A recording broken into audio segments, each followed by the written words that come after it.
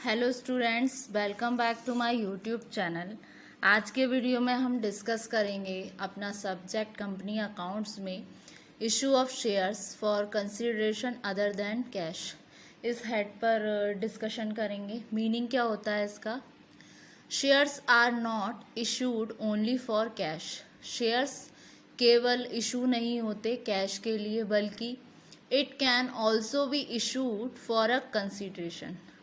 ये इशू किए जा सकते हैं for a consideration other than cash, cash के अलावा। जैसे कि हो गए आपके such as against purchase of land and building, ठीक है, प्लांट एंड मशीनरी, और परचेज ऑफ बिजनेस और सर्विसेज टेकन एक्सेट्रा। ठीक है, तो इस सिचुएशन में क्या होता है कि शेयर्स केवल इशू नहीं होते कैश के लिए, ये इशू होते हैं कंसिडरेशन के लिए other than cash.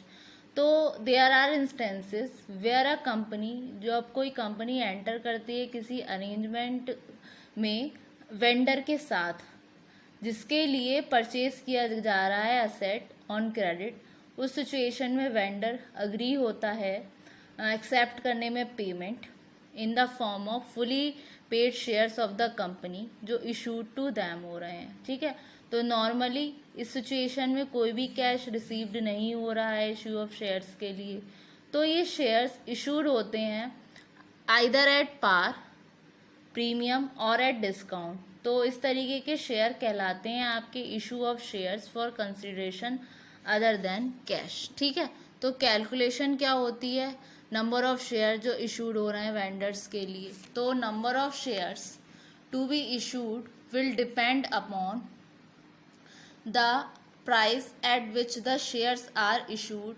And the amount payable to the vendor. तो नंबर ऑफ शेयर जो इशू होंगे डिपेंड करेंगे प्राइस पे उन शेयर्स के जो इशूड हो रहे हैं वेंडर को, जो अमाउंट पेबल हो रहा है वेंडर को। तो इसको फाइंड आउट करने के लिए नंबर ऑफ शेयर्स को कि कितने इशू किए हैं वेंडर के लिए, उसको हम कैलकुलेटेड कर सकते हैं किसी फॉर्मूले के इस फॉर्मूले के बेसिस पे। ठीक है, तो फॉर्मूला क्या है, number of shares to be issued to vendor के नंबर, उन शेयर की क्या नंबर हैं जो इशू हो रहे हैं वेंडर के लिए। तो उसका सिंपल सा फॉर्मूला है अमाउंट पेबल या पेबल अमाउंट या फिर आपका purchase consideration upon per share issue price. ठीक है, पर share issue price.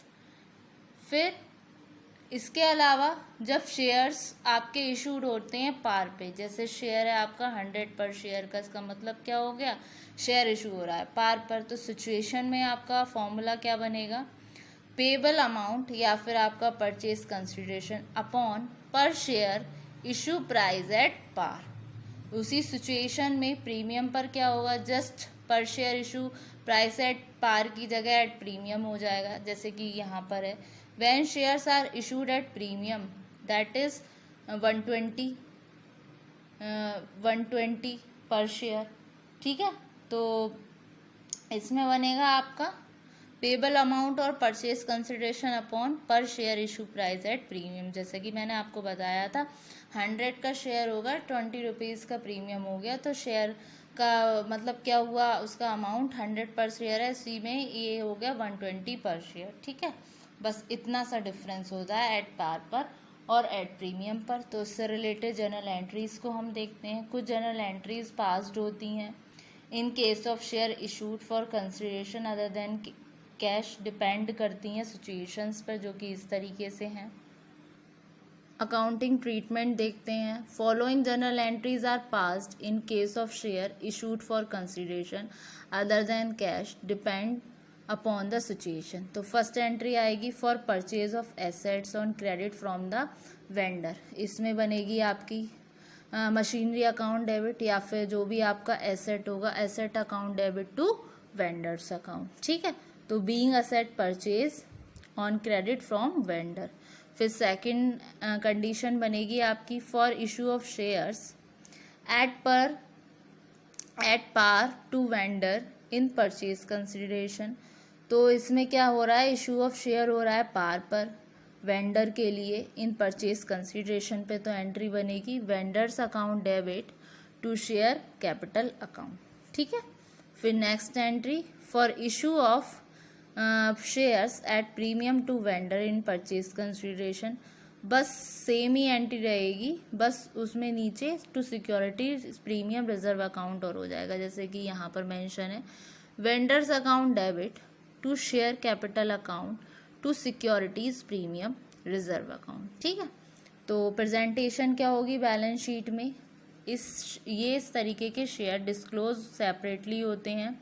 Under the head आएंगे आपके शेयर कैपिटल, जिसमें सब हेड होता है आपका subscribed capital. In the head में आएंगे इक्विटी एंड लायबिलिटी साइड में, ठीक है। और asset purchase are disclosed under the head fix asset in the balance sheet of a company, ठीक है। तो जो ये आएंगे इस तरीके के शेयर हेड में अंडर शेयर कैपिटल के, ठीक है। और जो आपका और in the equity and liability side assets purchase आएंगे डिस्क्लोज होंगे under the head fix assets में in the balance sheet of a company, ठीक है। तो ये हुआ, ठीक। अब आइए स्टूडेंट इससे रिलेटेड हम एक न्यूमेरिकल देखते हैं। न्यूमेरिकल क्या कहता है, कोई कंपनी है एक्स लिमिटेड परचेज कर रही है असेट्स को एट ₹3,80,000, जिसमें जो कर रही है राम ट्रेडर्स से, ये इशू करती है इक्विटी शेयर को ₹10 each fully paid in satisfaction of their claim. What entries will be made in case such issue is at par at premium of 25%, ठीक है। तो स्टूडेंट्स, तो फर्स्ट एंट्री क्या बनेगी आपकी, फर्स्ट एंट्री बनेगी आपकी एक्स लिमिटेड ने परचेज किए हैं एसेट्स को ₹380,000 में। तो एंट्रीज हमने की थी जब हम परचेज कर रहे थे एसेट को on credit from the vendor. Vendor कौन है इसमें आपके, राम ट्रेडर्स वेंडर हैं, राम ट्रेडर्स से हमने खरीदा है एक्स लिमिटेड ने। तो एंट्री बनेगी आपकी simple assets account debit to Ram traders account, यानी कि assets account debit to vendors account. Vendor कौन हुए आपके, राम ट्रेडर। कितने की मशीनरी खरीदी है, 3,80,000। तो यहाँ पे मेंशन किया 3,80,000, 3,80,000। अब स्टूडेंट्स इसमें एंट्रीज को हम उन्होंने मेड किया है एट पार पर और एट प्रीमियम पर। तो एट पार का हमने फॉर्मूला देखा था जब शेयर इशू हो रहे थे आपके पार पर, तो फॉर्मूला था आपका payable amount upon per share issue price at par, ठीक है। तो इस सिचुएशन में हम देखते हैं फॉर्मूला क्या होगा वर्किंग नोट में, when shares are issued at par at the rate 10 per share. तो इसका फॉर्मूला बनेगा आपका number of equity share to be issued to Ram traders payable amount upon per share issue price. Share है आपका question में 10 each, ठीक है। तो अमाउंट पेबल कितनी थी, 3,80,000, जो असेट्स पे हुई थी आपकी परचेज कंसिडरेशन 3,80,000 अपॉन 10, तो आया आपका 38,000, ठीक है। 38,000 इक्विटी शेयर आया। फिर इधर क्या हो जाएगा आपका 38,000 आया, तो हैंस जो आपकी इक्विटी शेयर कैपिटल होगी, हैंस इक्विटी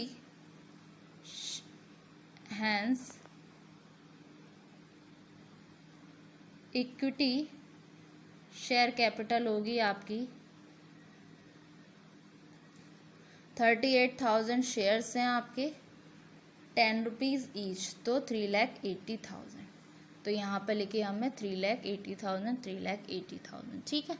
अब शेयर इशूड हो रहे हैं 25% प्रीमियम पर। तो 25% प्रीमियम का कैसे करेंगे हम, प्रीमियम हो गया आपका 25%, ठीक है ना। इसकी देखेंगे हम वर्किंग नोट में, when shares are issued at 25% premium, तो 10 फेस वैल्यू हो गई 25% ऑफ ₹10 प्रीमियम का, तो 10 प्लस 2.5, 10 का 25% बनेगा आपका 2.5, तो 10 प्लस 2.5 हुआ 12.50 का, ये आपका हो गया। फिर इस सिचुएशन में जब इक्विटी शेयर्स इशूड हो रहे हैं राम ट्रेडर्स को एट प्रीमियम पर, तो इसका फॉर्मूला बनेगा पेबल अमाउंट या फिर आपका purchase consideration upon per share issue price, जो प्रीमियम वाला था आपका, ठीक है वो, या फिर तो सिचुएशन में 38,000 परचेज कंसिडरेशन था, प्रीमियम पर कितना था आपका 12.50, और जो हमारा पार वाला था उसमें हमने लिखा था सिंपल अपना 10, क्योंकि ये हो रहा था एट पार पर और ये हो रहा है आपका प्रीमियम पर। तो प्रीमियम की जो हमने कैलकुलेशन करके 12.50 आया है, तो 38,000, ठीक है 38,000 नहीं 3,80,000 अपॉन 12.50 ये आया आपका निकल कर, तो बना 30,400 इक्विटी शेयर्स, ये अमाउंट आई आपकी, ठीक है। तो हैंस जो आपकी इक्विटी शेयर कैपिटल होगी वो होगी 30,400 इंटू 10, ठीक है, ये तो आएगी आपकी इक्विटी शेयर कैपिटल में। अब सिक्योरिटीज़ प्रीमियम रिजर्व अकाउंट में कैसे आएगी ये अमाउंट, यही share securities premium on issue of equity share 30,400 जो आपकी अमाउंट है, 30,400 जो हमने ये कैलकुलेट किए थे, ठीक है, इसकी मल्टीप्लाई करेंगे हम इससे जो हमारे हैं सिंपल 2.5 या फिर 2.50 जो सिर्फ प्रीमियम का अमाउंट है 2.50, तो इससे हो गया आपकी 76,000, ठीक है। तो यहाँ पर वैल्यू को पुट करेंगे, when shares are issued at 25% premium Ram traders account debit, तो टोटल अमाउंट 380,000, तो वैसे ऐसे आ जाएगी, लेकिन इक्विटी शेयर कैपिटल अकाउंट पर जो हमने कैलकुलेट किया था अमाउंट 3,04,000 रुपये, ये वाला अमाउंट, फिर सिक्योरिटीज़ प्रीमियम रिजर्व अकाउंट पे जो हमने कैलकुलेट किया था 76,000, ठीक है। तो 3,04,000 76,000 उसका टोटल करा तो बना आपका 3,80,000।